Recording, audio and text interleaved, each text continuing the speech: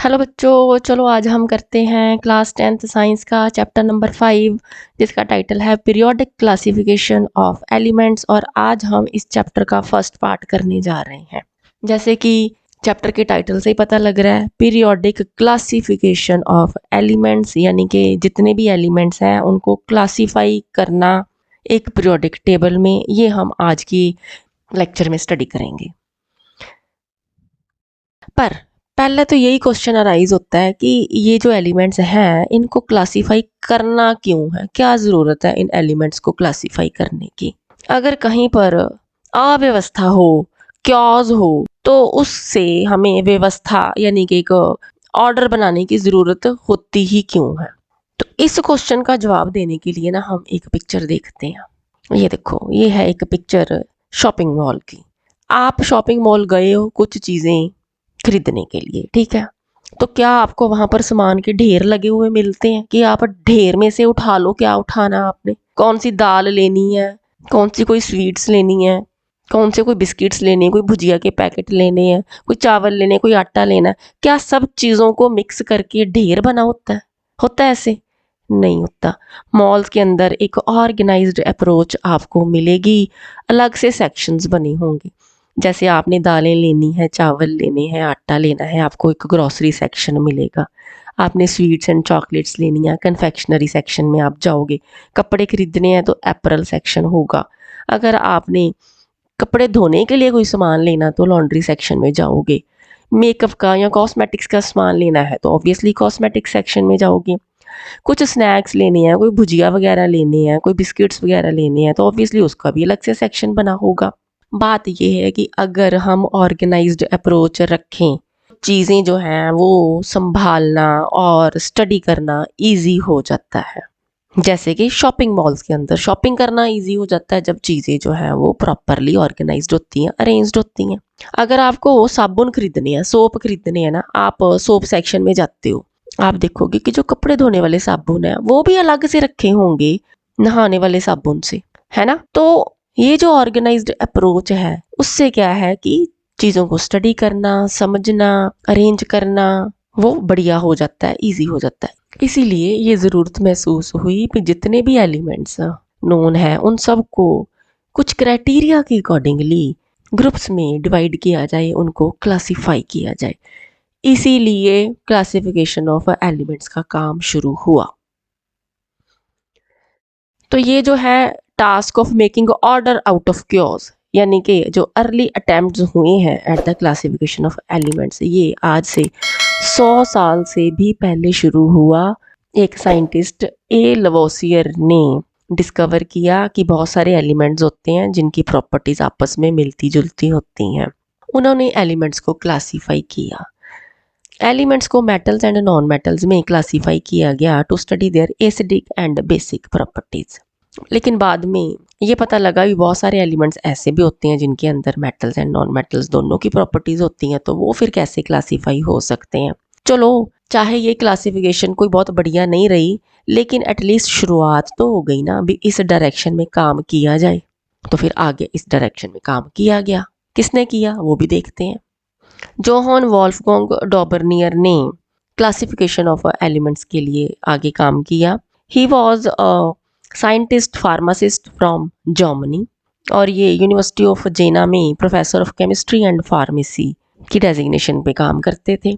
ये actually study कर रहे थे role of platinum as a catalyst, यानी कि ये जो केमिकल रिएक्शंस होती हैं इनकी रेट ऑफ रिएक्शन को बढ़ाने के लिए प्लेटिनम कैसे काम करता है। उसी स्टडी के दौरान इन्होंने ये डिस्कवर किया कि कुछ एलिमेंट्स के ट्राइड्स होते हैं, यानी कि ग्रुप ऑफ 3, ठीक है ना। ऐसे ट्राइड्स होते हैं जिनकी प्रॉपर्टीज जो है वो सिमिलर होती हैं। तो इसी कंसेप्ट को लेकर के इन्होंने एक पीरियोडिक टेबल फॉर्मुलेट किया। इसको हम डॉबर्नियर्स ट्राइड्स के नाम से जानते हैं। ये 1829 में पीरियोडिक टेबल बनाया गया। इसके अंदर ग्रुप ऑफ 3 सिमिलर एलिमेंट्स इकट्ठे रखे जाते हैं जिनको कि ट्राइड्स कहा जाता है। और ये जो ट्राइड के एलिमेंट्स होते हैं इनको increasing order of atomic masses में रखा गया है।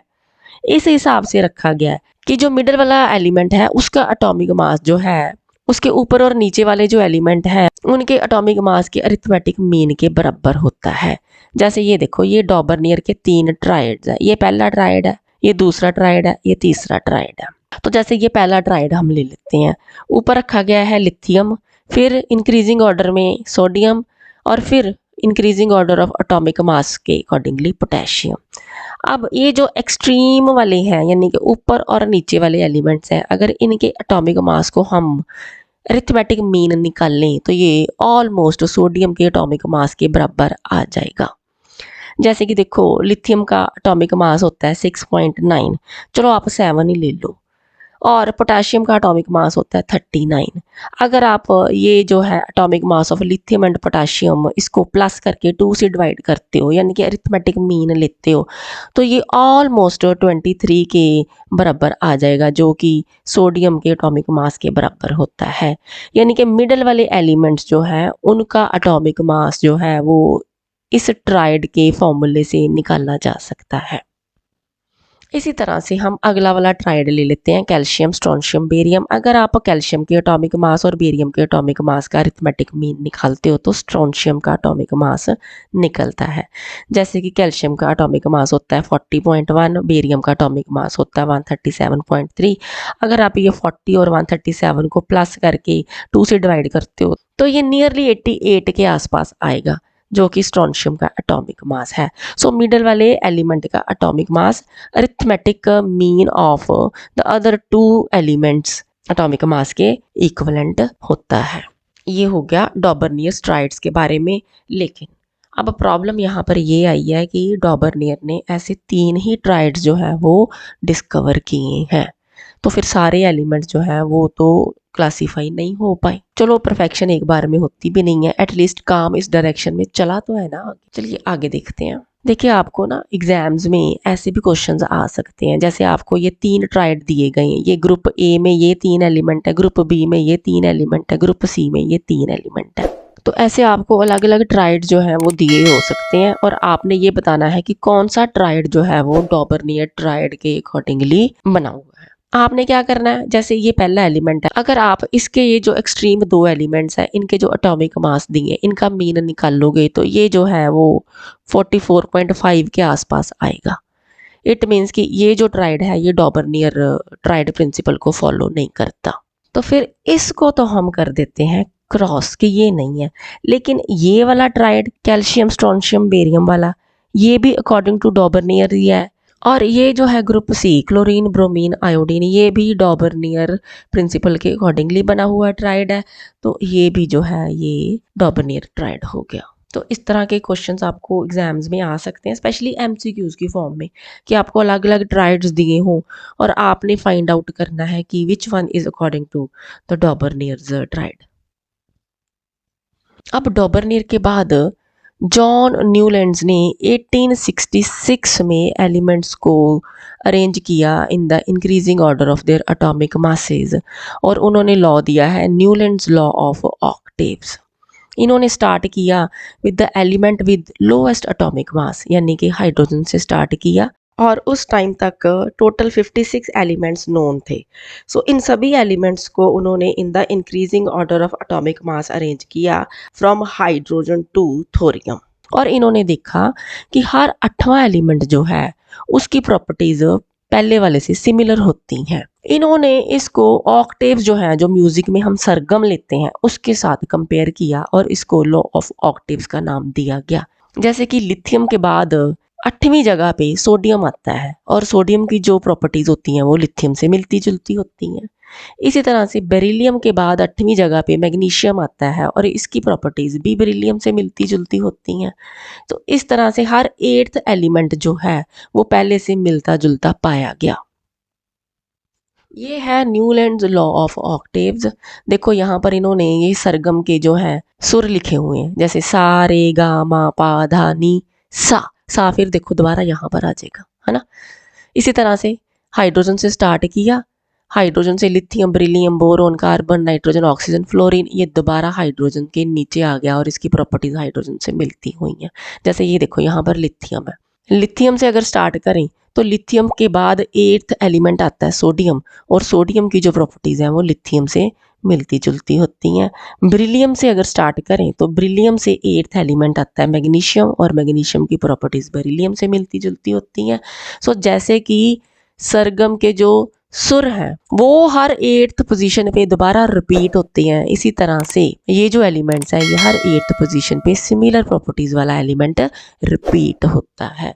और कभी कोई चीज़ जो है एक पर्टिकुलर इंटरवल के बाद अगर रिपीट हो तो उसको हम पीरियोडिक कहते हैं।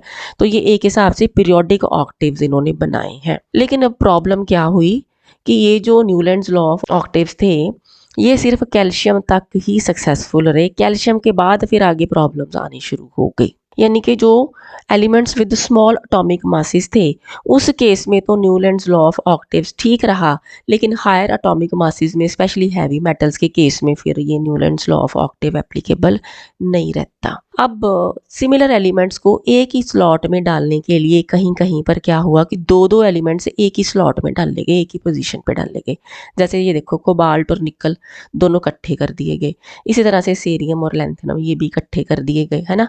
तो मोर देन वन एलिमेंट्स जो है वो क्लब कर दिए गए एक ही स्लॉट में, तो ये भी कोई ठीक बात तो नहीं है। अच्छा, और देखो ये जो जैसे कोबाल्ट और निकल है ना, इनको रख दिया गया ये फ्लोरीन क्लोरीन ब्रोमीन यानी कि हैलोजन्स के साथ। हालांकि हैलोजन्स के साथ इनकी ज़्यादा प्रॉपर्टीज़ तो मिलती नहीं।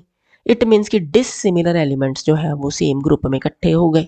अब अगर कोबाल्ट और निकल की बात करें तो इनकी प्रॉपर्टीज ज़्यादा मिलती आयरन के साथ।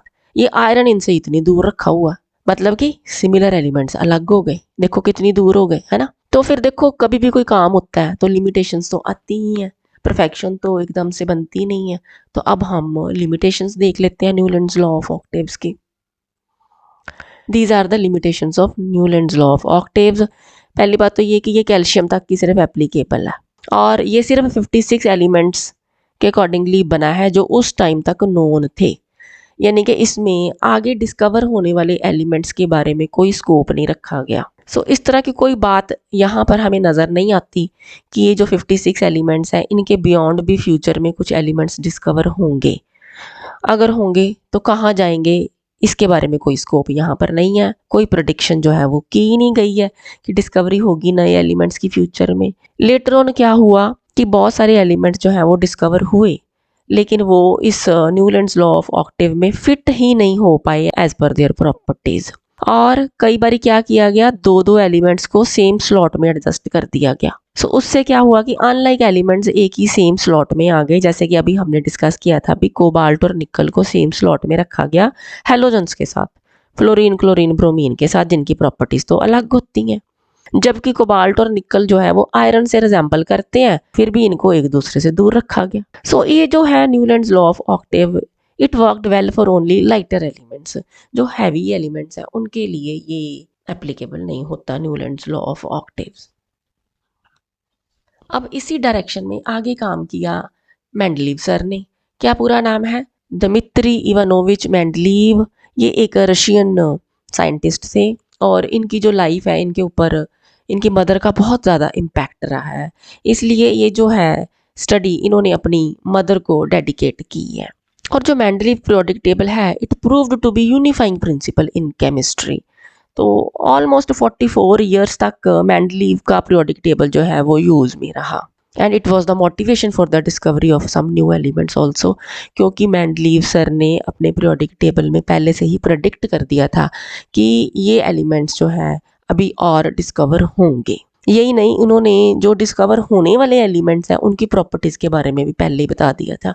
तो बड़ा इंटरेस्टिंग काम रहा है इनका।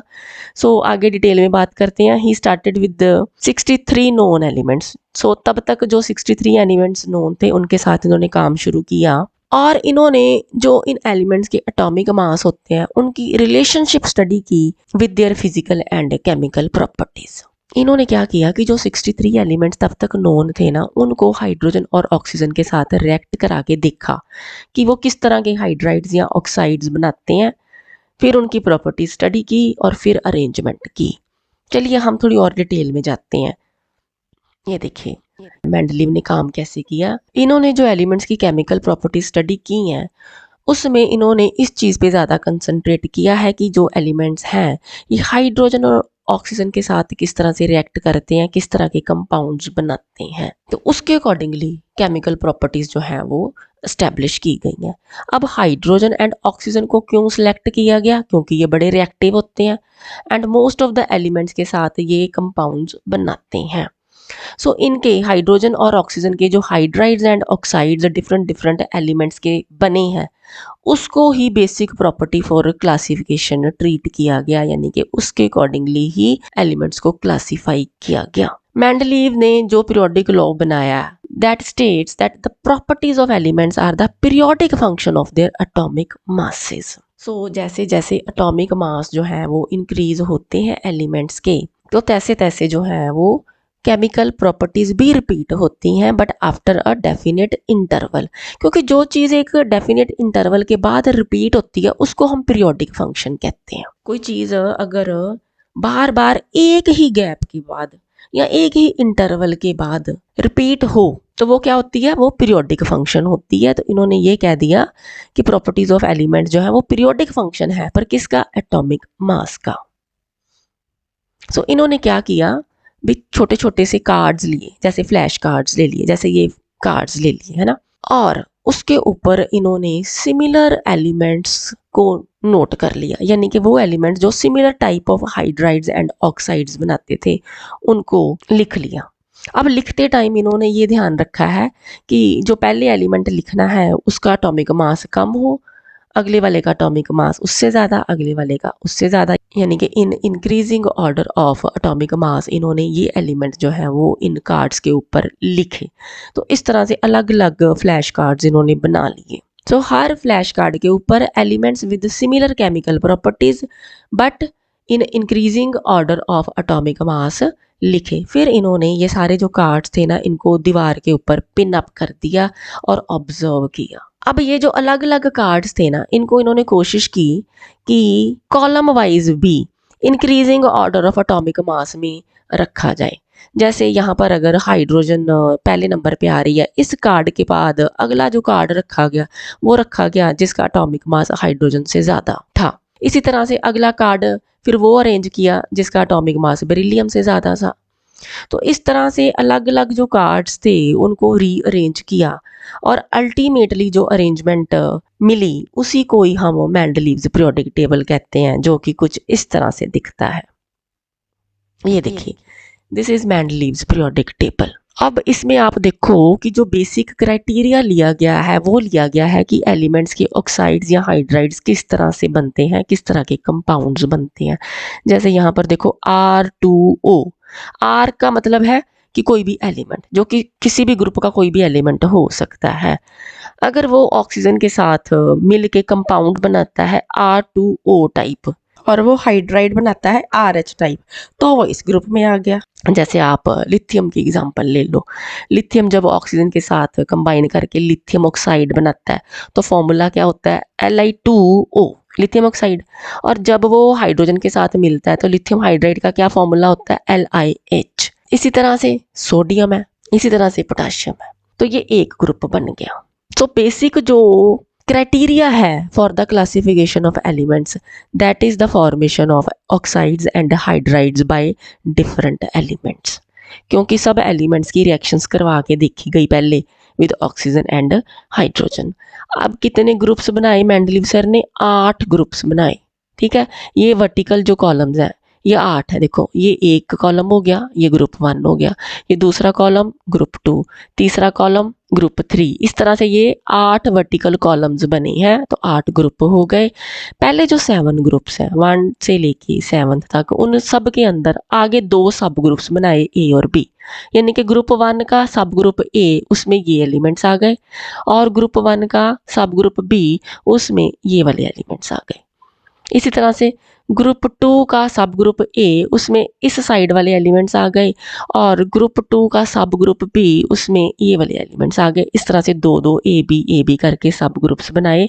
लेकिन 8वां जो ग्रुप है उसमें कोई सब ग्रुप नहीं है ए बी, लेकिन उसमें 3-3 एलिमेंट्स जो है वो इस तरह से इकट्ठे आते हैं। ये तो हो गए वर्टिकल कॉलम्स। फिर बनी है हॉरिजॉन्टल रोज भी। ये जो हॉरिजॉन्टल रोज है इनको पीरियड का नाम दिया गया, ठीक है ना। तो ये पहली रो में पहला period, second row second period third row, third period, इस तरह से ये 6 रोज जो है वो हॉरिजॉन्टल बनी, यानी कि 6 पीरियड्स बने। 7वां जो पीरियड था वो इनकम्प्लीट था। तो मेंडलीव ने जब ये सारे ग्रुप्स इकट्ठे किए ना, तो ऑटोमेटिकली ये जो हॉरिजॉन्टल रोज हैं या पीरियड्स हैं उनके अंदर जो एलिमेंट्स आए हैं वो भी in the increasing order of atomic mass ही आ गए। तो ये ऑटोमेटिकली हो गया। फिर एक और काम किया मेंडलीव सर ने कि कहीं कहीं पर ऐसा था कि किसी दो एलिमेंट्स के बीच में ना एटॉमिक मास का बड़ा ज़्यादा डिफरेंस आ रहा था, तो वहाँ पर उन्होंने एक गैप छोड़ दिया और साथ ही ये भी प्रेडिक्शन कर दी कि इस जगह पर आने के लिए लेटर ऑन कोई एलिमेंट ज़रूर डिस्कवर होगा और उस एलिमेंट की ये प्रॉपर्टीज़ होंगी। तो इस तरह से प्रेडिक्शंस कर दी गई। चलिए एक एक करके ना इस पीरियोडिक टेबल के जो मेन पोस्टुलेट्स हैं, फीचर्स हैं, वो भी देखते हैं। क्या मेन फीचर्स हैं मेंडलीव पीरियोडिक टेबल के? सबसे पहली बात, हॉरिजॉन्टल रोज को पीरियड्स कहा गया, जिसके अंदर इंक्रीजिंग ऑर्डर ऑफ एटॉमिक मास में एलिमेंट्स अरेंज हुए। वर्टिकल कॉलम्स को ग्रुप्स कहा गया। हर ग्रुप के अंदर एलिमेंट्स विद सिमिलर प्रॉपर्टीज आए। 8 ग्रुप्स हैं। 8वें को छोड़ के बाकी जो ग्रुप्स हैं उन सब में 2-2 सब ग्रुप्स ए बी आए। और पीरियड्स के अंदर यानी कि हॉरिजॉन्टल रोज के अंदर भी डिफरेंट एलिमेंट्स अरेंज हुए। दोबारा आते हैं पीरियोडिक टेबल पर। तो जैसे कि मैं आपको बता रही थी पहले भी कि कहीं कहीं पर दो एलिमेंट्स के बीच में अगर एटॉमिक मास का ज़्यादा डिफरेंस आता था तो उन्होंने उस जगह पर ना गैप छोड़ दिया और ये प्रेडिक्शन कर दी कि इस गैप में आने के लिए एलिमेंट डिस्कवर होगा, उसकी इस तरह की प्रॉपर्टीज होंगी और उसको नाम भी दे दिया।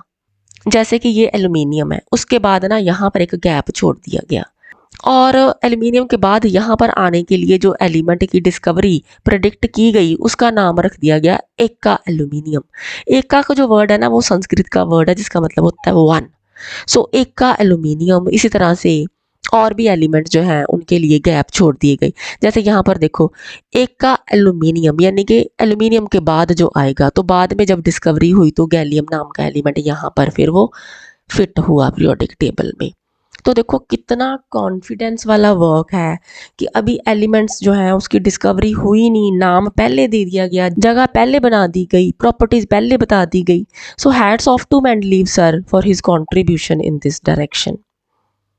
अब हम ये भी देखते हैं अभी किस तरह से एलिमेंट्स उन्होंने प्रेडिक्ट किए। देखो जो गैप दिए पीरियोडिक टेबल में वो टू बी डिस्कवर्ड एलिमेंट्स के लिए थे, यानी कि प्रेडिक्शन कर दी गई। जैसे कि एक का बोरोन, यानी कि बोरोन के बाद आने वाला एलिमेंट जिसकी प्रॉपर्टीज बोरोन जैसी होंगी, तो लेटर ऑन स्कैंडियम ने उसकी जगह ली। एक का एल्यूमिनियम, यानी कि वो एलिमेंट जिसकी प्रॉपर्टीज एल्यूमिनियम जैसी होंगी, तो उसकी जगह फिर लेटर ऑन गैलियम ने ली। एक का सिलिकॉन, इसकी जगह फिर लेटर ऑन जर्मेनियम ने ली।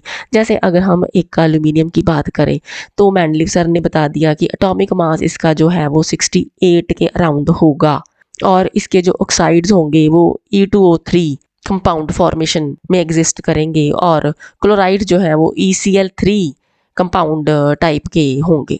लेटर ऑन जब गैलियम की डिस्कवरी हुई है तो वाकई देखा गया कि उसका जो एटॉमिक मास है वो 68 के आसपास ही था, 69.7 था और उसके ऑक्साइड वाकई ही E2O3 टाइप के थे, जैसे कि गैलियम 2O3। ठीक है, इसी तरह से क्लोराइड भी इसी तरह के इसी पैटर्न के थे। सो डिस्कवरी जो है वो बाद में हुई है जबकि जो डिटेल्स है वो पहले बताती गई थी। सो बहुत बड़ी कंट्रीब्यूशन है। सो रिमार्केबल फीचर्स क्या रहे मेंडलीव पीरियोडिक टेबल के कि basis of classification was very much fundamental, क्योंकि सिर्फ एटॉमिक मास को नहीं लिया गया बल्कि प्रॉपर्टीज के ऊपर कंसंट्रेट किया गया और प्रेडिक्शन कर दी गई कि नए एलिमेंट जो हैं वो डिस्कवर होंगे और इनकी ये प्रॉपर्टीज होंगी और वाकई लेटर ऑन जैसे स्कैंडियम, गैलियम, जर्मेनियम ये डिस्कवर हुए भी। एम्फोसिस किस पे था? प्रॉपर्टीज ऑफ एलिमेंट्स पे था rather than atomic mass. Atomic mass तो अपने आप ही बाद में इंक्रीजिंग ऑर्डर में आ गए, लेकिन मेन एम्फोसिस था प्रॉपर्टीज ऑफ एलिमेंट्स के ऊपर।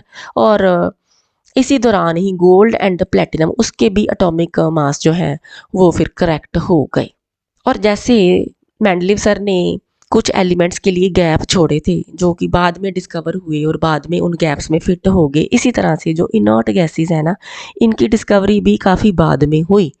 लेकिन ये भी एक न्यू ग्रुप की फॉर्म में बड़े आराम से पीरियोडिक टेबल के अंदर फिट हो गई विदाउट डिस्टर्बिंग द अरेंजमेंट। तो ये भी एक बहुत बड़ी बात है। और ऑलमोस्ट 40 एलिमेंट्स के लिए गैप्स छोड़े थे मेंडलीव सर ने। तो काफ़ी डिस्कवरीज जो हैं वो बाद में हुई हैं। So these are the remarkable features of a Mendeleev's periodic table. अगर हम लिमिटेशंस की बात करें, देखो कहीं ना कहीं पे कोई तो ड्रॉबैक्स रह ही जाते हैं, परफेक्शन तो होती नहीं है। तो अगर हम ड्रॉबैक निकालें, लिमिटेशंस देखें, तो सबसे पहली जो है ना लिमिटेशन वो है कि हाइड्रोजन को कोई फिक्स्ड पोजीशन नहीं दी गई है। देखो जो हाइड्रोजन होती है ना, it resembles the alkali metals, the way it reacts with halogens, it reacts with oxygen and it reacts with sulphur. जैसे ये देख लो सोडियम है, तो जिस तरह से सोडियम क्लोराइड ऑक्सीजन और सल्फर के साथ कंबाइन करके कंपाउंड्स बनाता है, कुछ उसी पैटर्न में हाइड्रोजन भी क्लोराइड्स, ऑक्साइड्स और सल्फाइड्स बनाती है। तो resemblance no doubt alkali metals के साथ है। लेकिन ऑन द अदर हैंड जो हैलोजन्स होते हैं उनके साथ भी तो हाइड्रोजन रिजेंबल करती है। जैसे देखो हैलोजन्स हैं, क्लोरीन है, ब्रोमीन है, आयोडीन, ये क्या करते हैं, अपने ही एलिमेंट के साथ कंबाइन करके डाई अटोमिक मॉलिक्यूल बनाते हैं। जैसे कि I2 यानी कि आयोडीन, Cl2 यानी कि क्लोरीन, ब्रोमीन Br2। इसी तरह से हाइड्रोजन भी हाइड्रोजन के साथ कंबाइन करके H2 मॉलिक्यूल यानी कि हाइड्रोजन गैस मॉलिक्यूल बनाती है। तो सिमिलैरिटी तो फिर हैलोजन्स के साथ भी हुई। तो अब अल्कली मेटल्स के साथ भी रिजेंबलेंस है हाइड्रोजन की, हैलोजन फैमिली के साथ भी रिजेंबलेंस है। तो कोई फिक्स्ड पोजीशन जो है वो हाइड्रोजन को नहीं दी गई इस पीरियोडिक टेबल में। तो ये एक मेजर लिमिटेशन रह गई है मेंडलीव्स पीरियोडिक टेबल की। अगली लिमिटेशन की अगर हम बात करें तो आइसोटोप्स के बारे में कुछ क्लियर नहीं किया गया। आइसोटोप्स क्या होते हैं? ये ऐसे एलिमेंट्स होते हैं जिनके की डिफरेंट डिफरेंट अटोमिक मासेस होते हैं, जबकि एटॉमिक नंबर सेम होता है। तो जैसे क्लोरीन ही है, इसके दो आइसोटोप्स हैं, एक का एटॉमिक मास है 35, दूसरे का एटॉमिक मास है 37। अब मेंडलीव पीरियोडिक टेबल में इंक्रीजिंग ऑर्डर ऑफ एटॉमिक मास में एलिमेंट्स अरेंज हुए हैं। तो फिर ये जो आइसोटोप्स हैं ये भी अलग अलग एटॉमिक मास पोजेस करते हैं। इनको कैसे प्लेस किया जाए इसके बारे में कुछ नहीं बताया गया, ठीक है ना। सो आइसोटोप्स की प्लेसिंग के बारे में क्लियर नहीं है, ये भी एक ड्रॉबैक है। दूसरी बात क्या है कि जब एटॉमिक मास बढ़ता है एलिमेंट्स का, तो वो कोई रेगुलर मैनर में तो इंक्रीज होता ही नहीं है एक एलिमेंट से अगले एलिमेंट तक। तो फिर हमें ये कैसे पता लगे कि अगर कहीं पर गैप है तो उसमें कितने एलिमेंट्स जो है वो डिस्कवर होंगे, क्योंकि रेगुलर पैटर्न ही नहीं है इंक्रीज इन एटॉमिक मास का, स्पेशली हैवियर एलिमेंट्स के केस में। तो यहाँ पर भी ना कुछ क्लैरिटी नहीं होती। तो अब हम डिस्क्रिपेंसीज इन मेंडलीव पीरियोडिक टेबल भी एक बार डिटेल में डिस्कस कर लेते हैं। सो मेंडलीव पीरियोडिक टेबल में क्या डिस्क्रिपेंसीज रह गई थी? एक तो आइसोटोप्स के बारे में बात नहीं की गई थी, है ना। आइसोटोप्स क्या होते हैं? ऐसे एलिमेंट्स जिनके एटॉमिक मासेस जो है ना वो डिफरेंट होते हैं। और क्योंकि मेंडलीव्स पीरियोडिक टेबल में जो एलिमेंट्स की प्लेसिंग हुई थी वो increasing order of atomic mass के अकॉर्डिंगली हुई थी, तो क्योंकि आइसोटोप्स के एटॉमिक मास अलग अलग होते हैं, डिफरेंट होते हैं, तो इनको कैसे प्लेस किया जाए पीरियोडिक टेबल में, इसके बारे में कुछ क्लैरिटी नहीं थी।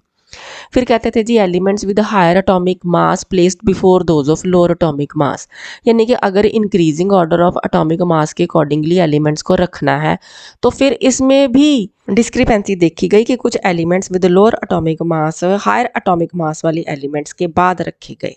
जैसे आर्गन का एटॉमिक मास 40 है, ये पोटाशियम से पहले रखा गया जिसका कि एटॉमिक मास जो है 39 है। तो इंक्रीजिंग ऑर्डर ऑफ एटॉमिक मास तो यहाँ पर ओबे नहीं ना हुआ। इसी तरह से जो आयोडीन है उसका एटॉमिक मास 127 है, तो ये जो है आफ्टर टेल्यूरियम रखा गया, जबकि टेल्यूरियम का जो एटॉमिक मास है वो 127.8 है। फिर some chemically similar elements fall in different groups, जैसे ये जो है मरकरी, लेड, बेरियम, इनकी सिमिलर प्रॉपर्टीज हैं लेकिन ये अलग अलग ग्रुप्स में है। सिमिलरली कुछ केमिकली डिसिमिलर एलिमेंट्स इकट्ठे हो गए, जैसे कि कॉपर, सिल्वर, गोल्ड, इनको अल्कली मेटल्स के साथ इकट्ठा कर दिया गया एक ही सेम ग्रुप में। अब अल्कली मेटल्स की प्रॉपर्टीज अलग होती हैं, मेटल्स की प्रॉपर्टीज अलग होती हैं।